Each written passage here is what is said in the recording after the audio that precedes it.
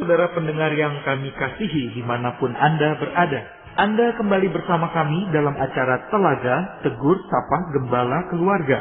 Acara ini diselenggarakan oleh Lembaga Bina Keluarga Kristen atau LBKK bekerja sama dengan radio kesayangan Anda ini. Saya Hendra akan berbincang-bincang dengan Bapak Penginjil Sindunata Kurniawan Magister Konseling. Beliau adalah seorang pakar dalam bidang konseling keluarga. Perbincangan kami kali ini adalah mengenai topik mewaspadai ilah mamon. Kami percaya acara ini pasti bermanfaat bagi kita sekalian dan dari studio kami mengucapkan selamat mengikuti. Pasti itu topik kali ini topik yang cukup menarik dan unik, mewaspadai ilah mamon. Apa nih Pak yang mendasari Bapak memilih topik ini Pak? Ya, ini memang topik yang aktual ya, bahkan akan selalu aktual dan bahkan makin aktual. Karena memang faktanya Pak Indra ya, kita melihat misalnya dalam kondisi negeri kita Indonesia, cukup banyak ya kasus-kasus korupsi. Bahwa misalnya parlemen Senayan, tempat orang-orang terhormat, wakil rakyat, malah di sana ada banyak yang terjerat kasus korupsi. Politisi muda, birokrat-birokrat yang cemerlang, kepala-kepala daerah yang hasil dari pemilihan langsung, ternyata mereka koruptor. Dan ini sangat mencederai rasa kepercayaan kita sebagai rakyat Indonesia. Juga kasus ini ya, keluarga-keluarga terpecah belah gara-gara rebutan warisan, kasus banyak penipuan-penipuan SMS, penipuan-penipuan lewat email, termasuk penipuan lewat investasi bodong karena orang ini cepat kaya. Kasus ini juga soal orang terjerat hutang, kartu kredit, kasus pelacuran pelajar dan mahasiswa yang sebenarnya bukan karena mereka miskin dan tidak bisa sekolah. Maka mereka bisa sekolah, tapi menjual diri karena ingin beli gadget yang baru, ingin ikuti tren penampilan, dan juga bahkan gereja sendiri nggak luput dari ilah mamon ini. Gereja yang dimana sebenarnya Kristus diberitakan pada saat yang sama mamon memecah belah gereja, baik antar majelis, majelis hamba Tuhan, bukan hanya kelompok karismatik, kelompok injili, kelompok ekumenikal, semua denominasi tidak luput dari ilah mamon yang mengobrak-abrik pelayanan gerejawi. Ini sangat menyakitkan hati kita. Bahwa inilah sebuah hal yang harus kita kenali dan waspadai. Termasuk juga dalam keluarga Pak ya, banyak yang putus hubungan karena masalah uang, warisan dan sebagainya. Betul. Pak, ini istilah kata mamon mungkin ada sebagian pendengar yang belum terlalu akrab Pak. Saya boleh bacakan dari Injil Matius pasal yang ke-6 ayat 21 dan 24. Karena di mana hartamu berada, di situ juga hatimu berada. Tak seorang pun dapat mengabdi kepada dua tuan, karena jika demikian ia akan membenci yang seorang dan mengasihi yang lain, atau ia akan setia kepada yang seorang dan tidak mengindahkan yang lain. Kamu tidak dapat mengabdi kepada Allah dan kepada mamon. Nah, kira-kira penjelasan dua ayat ini apa nih? Jadi tentang memang mamon ini adalah, ternyata mamon ini adalah dewa uang. Jadi memang dalam hal ini mamon ini mewakili sebuah kuasa rohani di balik uang. Uang ini bukan sekedar alat pembayaran, alat pertukaran, tetapi ada kuasa yang membangkitkan keinginan manusia untuk menyembahnya, mendewakannya. Ada kuasa rohani. Dan dalam hal ini Tuhan bersikap tegas bahwa kita tidak bisa mengabdi, menyembah, mendewakan keduanya sekaligus. Allah yang benar dengan ilah mamon. Kita harus pilih. Kalau kita masih berkompromi dengan ilah mamon, sesungguhnya kita menolak Allah yang benar ini. Kelihatannya Tuhan Yesus cukup banyak dan cukup sering mengajarkan hal-hal yang berkaitan dengan topik uang dan harta milik. Betul, Pak Indra ya.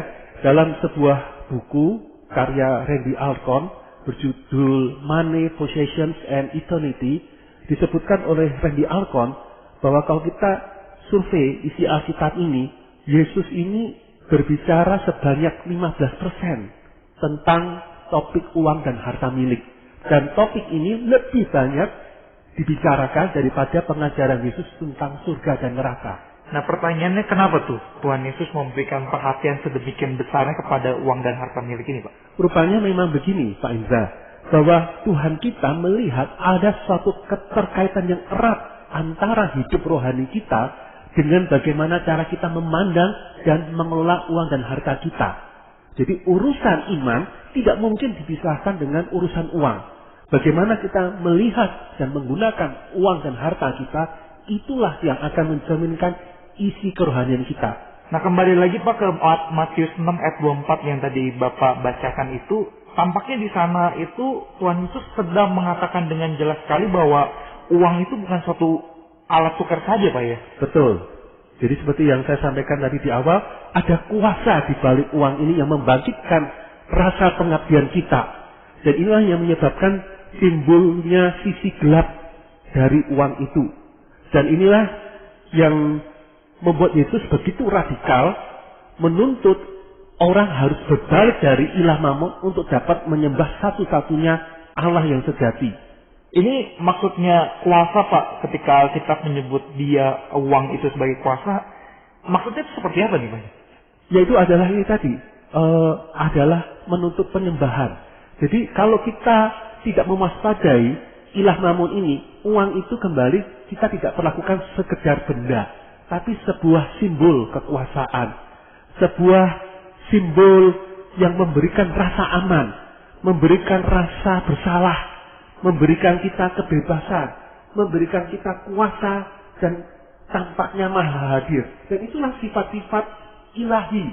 Jadi ada sifat-sifat ilahi yang timbul karena uang. Dan itu membuat kita tanpa sadar menjadikan dia sebagai Allah kita. Itu tadi. Seperti Allah kan memelihara kita. Punya rasa aman. Uangnya juga bisa memberi rasa aman. Tuhan yang benar membuat kita bisa merasa bersalah kalau tidak taat. Uangnya juga bisa. Loh, kenapa kok uangnya banyak? Loh, kok hilang? Aduh, menyesal sekali. Itu seperti Allah yang sesungguhnya.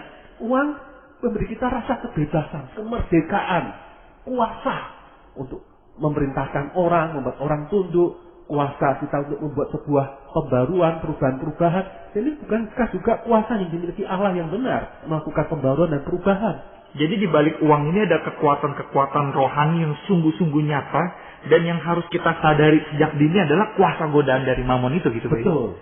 Betul, justru dengan kita mempercakapkan, membahas dan mewaspadai ini, harapannya uang tidak pernah kita dewakan lagi, tapi kita taruh pada tempat yang sesungguhnya. Uang harus menjadi hamba kita, pelayan kita. Yang menjadi tuan kita bukan uang, tapi Allah yang benar yang kita kenal di dalam nama Yesus Kristus itu. Itu yang kita sembah. Saya jadi teringat pada kisah Yohanes Pembaptis di Lukas pasal 3 Pak. Waktu itu Yohanes Pembaptis ditanya oleh 3 kelompok orang apa yang harus mereka lakukan untuk menghasilkan buah pertobatan. Tampaknya jawaban-jawaban dari Yohanes Pembaptis itu ada unsur-unsur harta milik dan uangnya, begitu Pak? Tepat yang disampaikan Pak Hendra ini ya, bahwa sebenarnya ketiga kelompok ini yaitu adalah kumpulan orang kebanyakan, yaitu yang kedua para petugas pajak atau pemungut cukai, yang ketiga para militer atau maksudnya para tentara. Mereka menanyakan apa yang harus kami lakukan sebagai bukti buah rohani kami, buah pembaruan rohani kami. Tapi yang menarik, Yohanes Pembaptis menjawab. Yang pertama untuk orang banyak, ayo kamu mulai sekarang bagikan pakaian dan makanan kepada orang miskin. Yang kedua para pemungut cukai atau petugas pajak, ayo mulai hari ini kamu tidak boleh ngentit, ya, tidak boleh korupsi, tidak boleh memungut uang ekstra untuk dirimu. Yang ketiga, para tentara ini diminta untuk puas dengan gajinya dan tidak boleh memerah. Jadi rupanya Yohanes Pembaptis mengkaitkan pertobatan, pembaruan rohani ini dengan sikap yang berubah tentang uang dan harta milik. Dan inilah yang sebuah penegasan dari Yohanes Pembaptis bahwa bagaimana cara kita memperbarui pengelolaan uang dan harta milik itu akan menunjukkan seberapakah kerohanian sejati itu kita miliki. Nah, catatan mengenai Yohanes Pembaptis ini memperkuat bahwa memang Alkitab cukup banyak Pak ya menekankan mengingatkan kita, menasihati kita bagaimana kita harus berhati-hati terhadap uang ini, begitu Pak ya. Betul, Pak Indra. Salah satunya juga saya ingat di kisah Matius 19 itu Pak, ada kisah tentang orang muda yang kaya bertanya kepada Yesus bagaimana ia dapat memiliki hidup yang kekal. Terus dia mendapat jawaban yang mengejutkan, pergilah, jualah segala milikmu dan berikanlah itu kepada orang-orang miskin. Nah ini juga kisah yang berkaitan dengan uang atau harta milik ini kan Pak? Betul. Jadi memang di sini orang kaya ini luar biasa ya. Orang muda yang kaya, sudah muda, kaya lagi. Dan dikatakan dia sudah melakukan 10 perintah Allah itu. Dan dia ingin sempurna untuk memulai hidup kekal. Nah, Tuhan kita Tuhan yang tajam sekali. Dia tahu Persoalannya bukan perilaku religiusnya.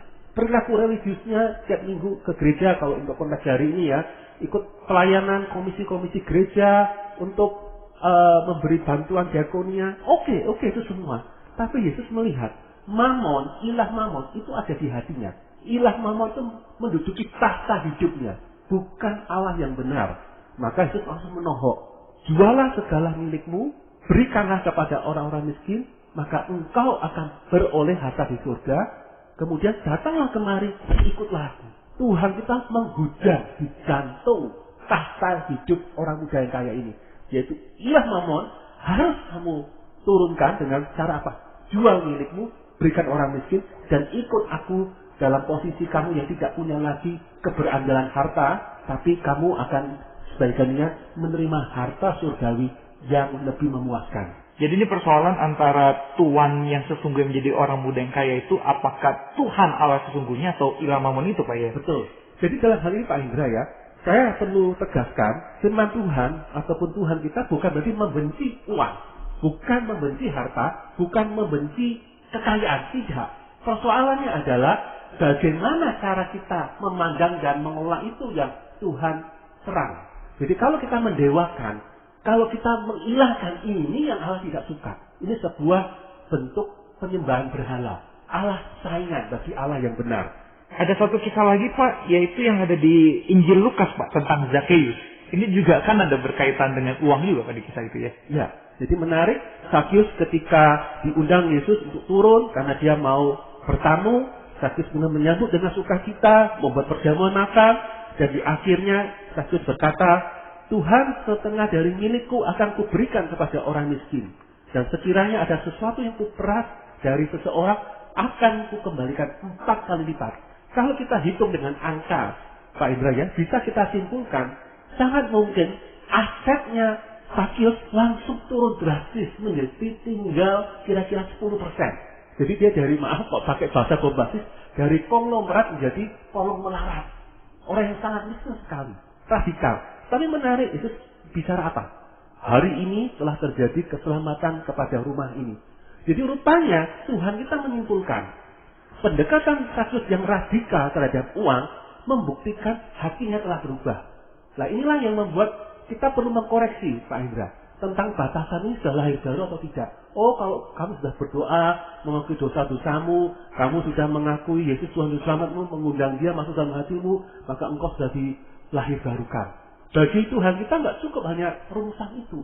Bukti buahnya ketika ilah Mamon diturunkan dari tahta hidupnya, itulah baru kelahiran baru sesungguhnya sedang terjadi pada diri seseorang. Jadi ini memang yang kadang kurang disadari oleh sebagian orang beranggapan bahwa antara uang dan Tuhan itu dua hal yang berbeda. Jadi waktu bertobat ya nggak ada urusan sama uang begitu. Betul. Nah inilah yang kita perlu kembali kepada standar Tuhan kita ya. Maka tidak heran ada sebuah pernyataan, Martin Luther mengatakan yang dibutuhkan oleh setiap kita itu mengalami 3 pertobatan ya. Salah satunya itu adalah pertobatan dompet, dan itu yang paling sulit untuk kita lakukan dan kita alami. Jadi pertobatan dompet itu akan meneguhkan apakah sesungguhnya sedang terjadi pertobatan hati kita atau tidak. Kita kembali lagi nih Pak ke Matius 6 ayat 24 tadi. Jadi begitu Tuhan Yesus mengingatkan bahwa kita harus memilih salah satu tuan itu, berarti ini adalah kita memang diminta oleh Tuhan untuk menolak ilah Mamon, dan ini menjadi sebuah prasyarat yang diperlukan untuk menjadi murid Tuhan Yesus, begitu Pak ya? Betul. Maka dalam hal ini Tuhan kita memperingatkan ya di dalam Injil Lukas pasal 14 bahwa sebelum memutuskan untuk mau sungguh-sungguh menjadi murid Yesus, duduk dulu, hitung-hitung dulu biayanya. Apakah benar-benarkah kita siap menjadi murid Kristus atau tidak? Jadi dengan cara itulah Tuhan menuntut rasa tanggung jawab kita. Maka dikatakan di dalam Lukas pasal 14 ayat 33 itu, tiap-tiap orang di antara kamu yang tidak melepaskan dirinya dari segala miliknya tidak dapat menjadi muridku. Nah ini yang kadang-kadang mungkin bisa membuat pendengar kita agak bingung nih Pak. Jadi maksudnya kalau udah percaya Tuhan semua hartanya harus diserahkan kepada Tuhan atau gimana? Ya, bukan seperti itu secara bentuknya ya. Tetapi adalah sikap hati bahwa kita mau menurunkan ilah mamon dari hati kita. Tetapi ini memang bukan berarti bukan berarti keputusan tanpa aksi nyata. Ada aksi nyatanya. Yaitu adalah misalnya, ya kita mengembangkan gaya hidup memberi. Ya, memberi kepada pekerjaan Allah, memberi kepada orang yang membutuhkan. Kita menetapkan rasa keberhargaan kita bukan lagi kepada uang dan harta. Kita meletakkan bahwa gaya hidup kita tidak harus bermewah-mewah, tapi gaya hidup yang sesuai dengan yang dibutuhkan.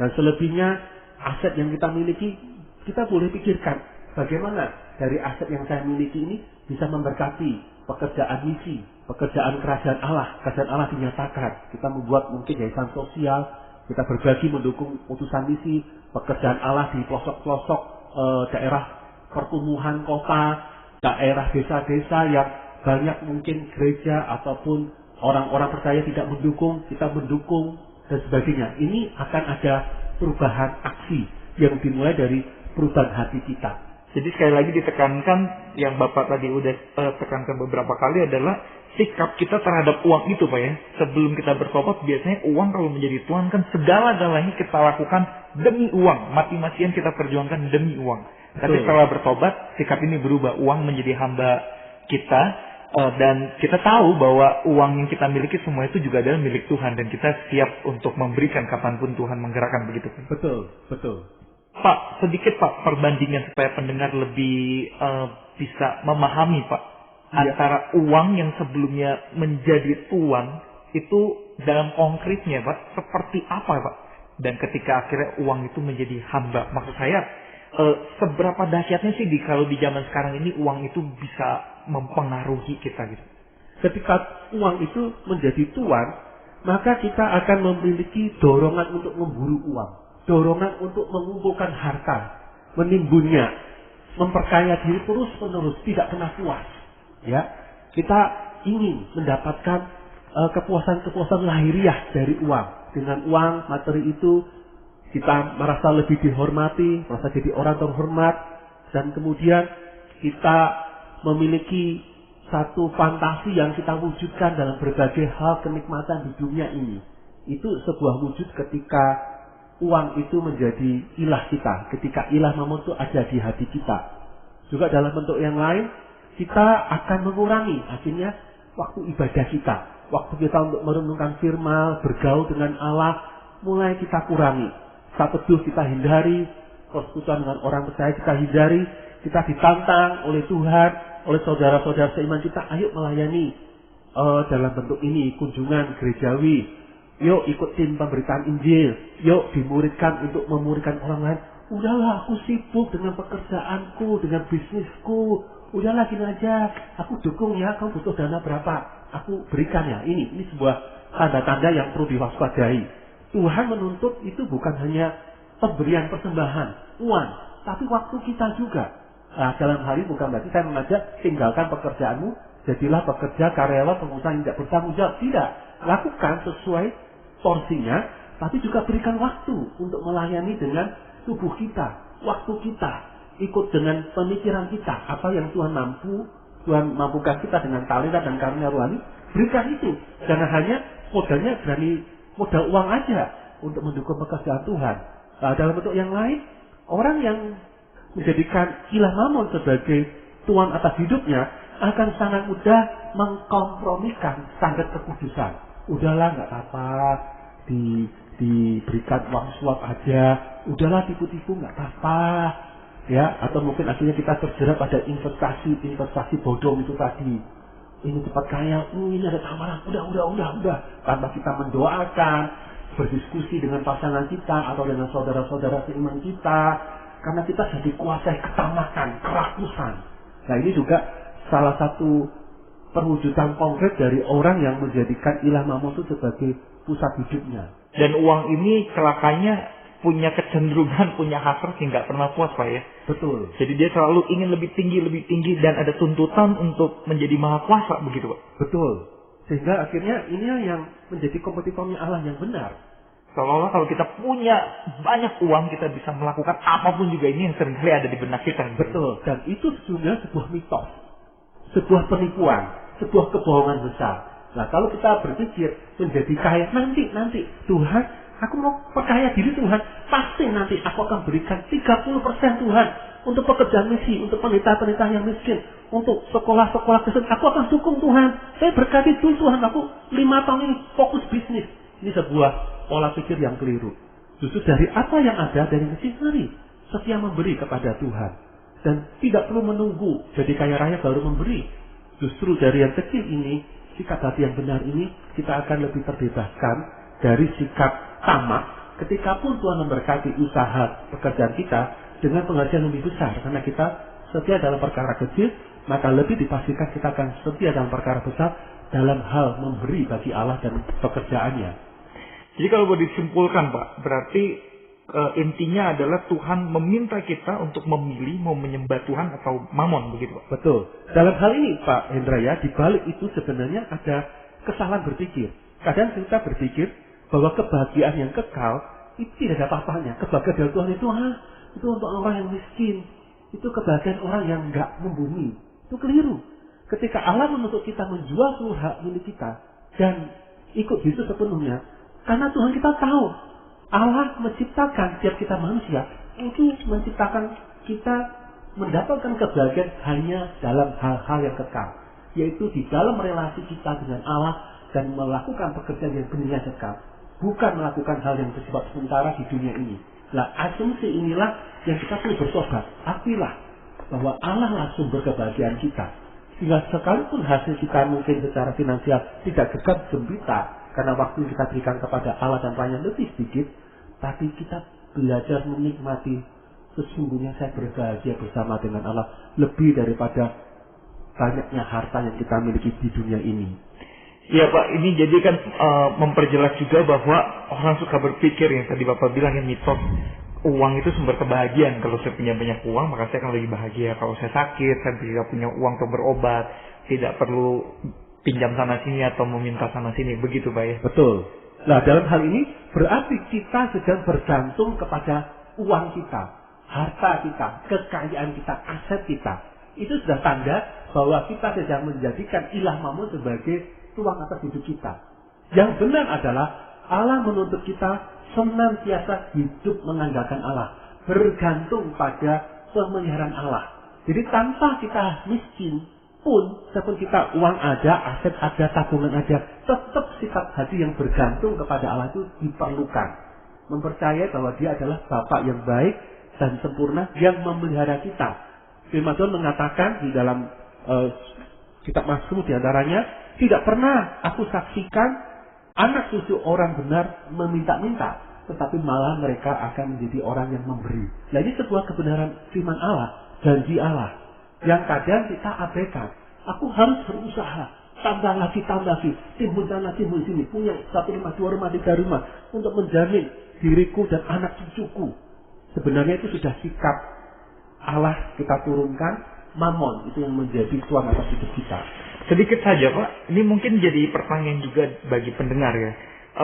Kalau misalnya seperti itu Pak, kita waktu bekerja atau berusaha kan pasti kan maksudnya ada satu dorongan motivasi untuk memperoleh penghasilan yang lebih lagi dan lebih lagi. Dan saya pikir itu wajar mengingat kebutuhan juga kan semakin hari inflasi meningkat dan sebagainya. Betul. Nah itu membatasi bahwa itu masih dalam batas kewajaran dan bukan terjebak pada obsesi untuk mengejar kekayaan terus-menerus.